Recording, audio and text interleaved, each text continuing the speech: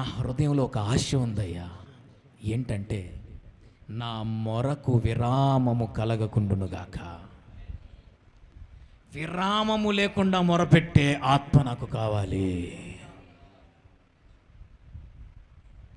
కొంతమంది ఆశలేమో ఆకాశాన్ని అంటుతూ ఉంటాయి, కానీ వారు పడే ప్రయాస ఏమో చాలా తక్కువగా ఉంటుంది. ఎలా నెరవేరుతాయి నీ ఆశలు? భూలోకమును తల్లక్రిందులు చేయు అభిషేకము నాకు ఇవ్వవా అంటావు, కొంచెం సేపు ప్రార్థన చేసి సర్దుకుంటావు. ఎలా తీరుతుంది నీ ఆశ? నీ ఆశ ఏ రేంజ్లో ఉంటుందో నీ ప్రయాస, నీ ప్రార్థన కూడా ఆ రేంజ్లోకి వచ్చినప్పుడే నీ ఆశను దేవుడు నెరవేర్చబోతున్నాడు. Praise the lord. ఆ తపన దేవుడు నీలో పెట్టాలి.